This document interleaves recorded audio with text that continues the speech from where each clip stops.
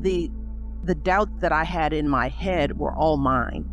And I had to work to overcome that question that I always ask myself, am I good enough? And I write about that. That's a question that has dogged me for a good part of my life. Am I good enough to have all of this? Am I good enough to be the First Lady of the United States? And I think that many women, and definitely many young girls of all backgrounds, walk around with that question.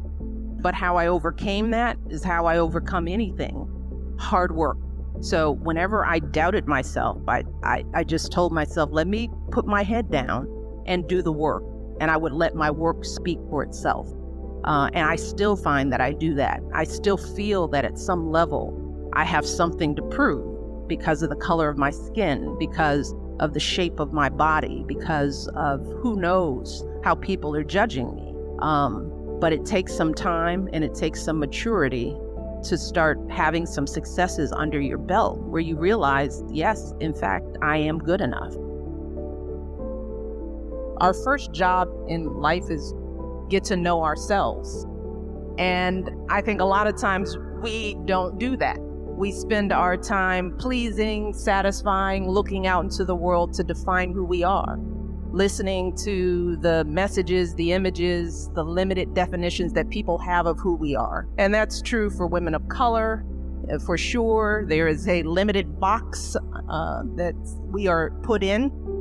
And if we live by that limited definition, we miss out on a lot of who we are. But it takes taking the time to know who you are to be able to deal with the onslaught of negative messages that you're bound to get. So for me, I came into this with a pretty clear sense of myself.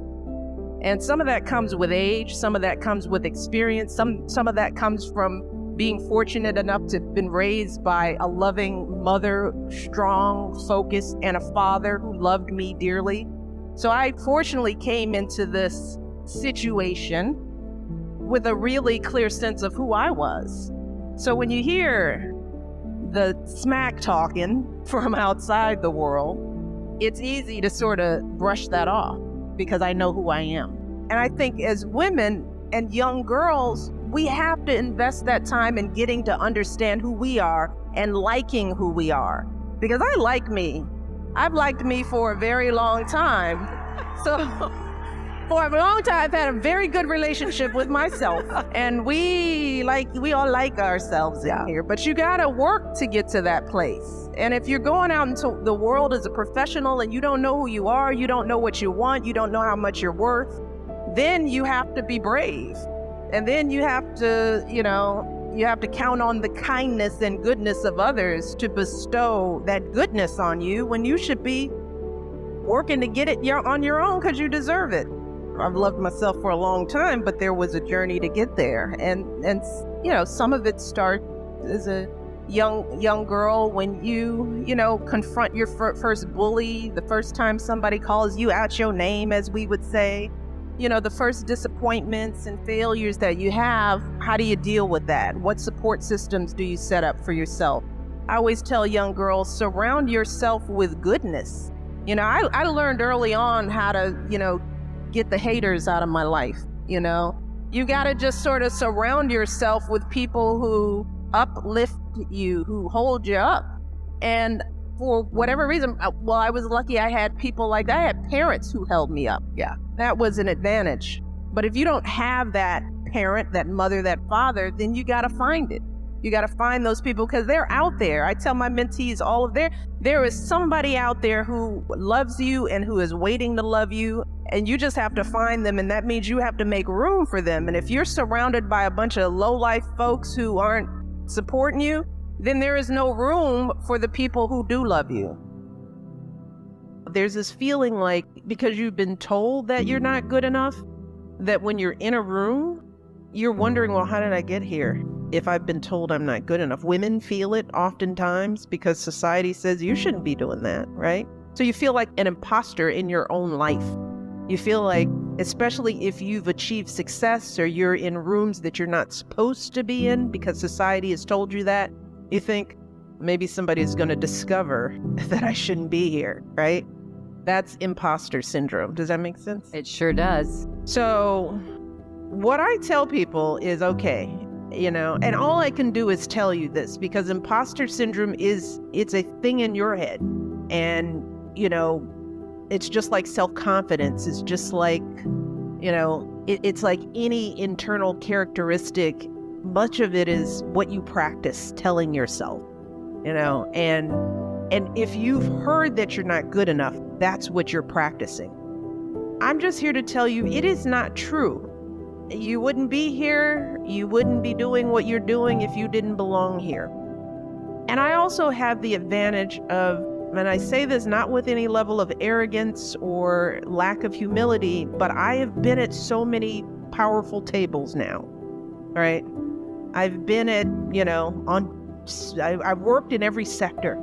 I've been a lawyer at a big law firm. I've worked at an academic university, been associate dean. I've been the vice president in community development at a hospital. I've been, I run a nonprofit organization. I have worked in the government. I worked with the mayor in the city of Chicago. I worked in the Department of Planning and Development.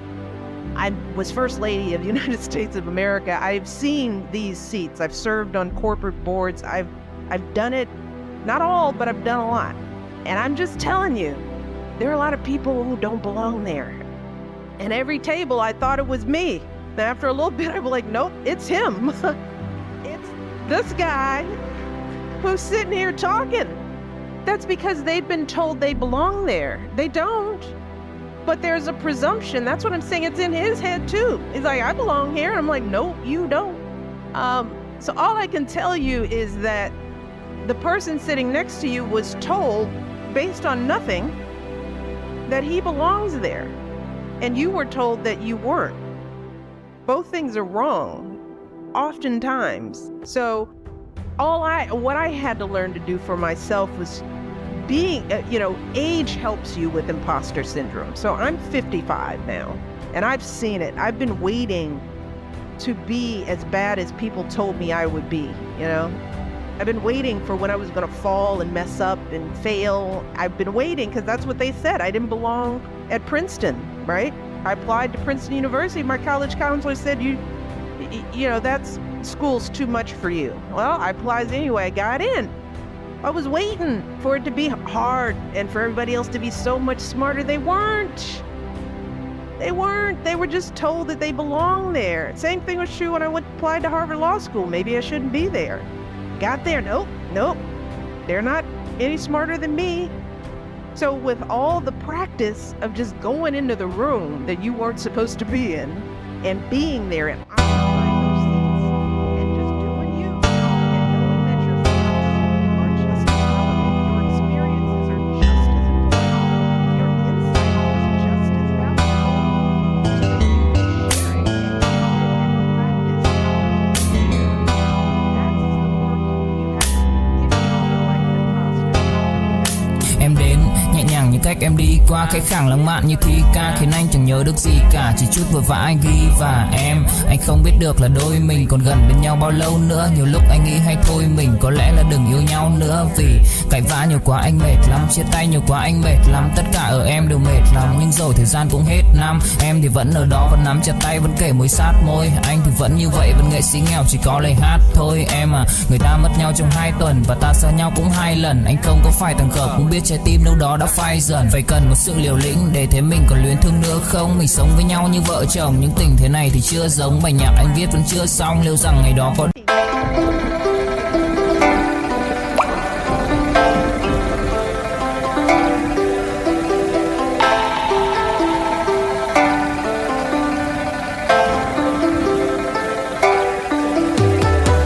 cả buồn mà cất lời không lên, người đi mất mà nhất thời không quên. Lòng u tối dù đất trời không đêm, kể từ khi sống lấy lất đời không em. Đầu quay cuồng trong hơi men, đưa chân về nơi quen, dấu vết chẳng hề phai. Và rồi chợt nhận ra và vô tình khơi thêm ký ức bung lơi em mà đã từng kể vai và ngồi. Chẳng cần thiết phải viết nên sử sách, mà lại phải nếm trải chuyện não nề.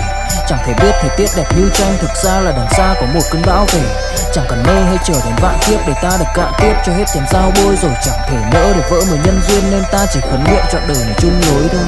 Những kẻ si mê tới điên thường mơ tưởng cái thiên đường yêu nương được tô điểm, nhưng hận tạo hóa tuyệt nhiên có ai đành biến em thành anh đài, tình ta như hồ điệp vẫn mãi giữ riêng đây về giây phút khắc sâu.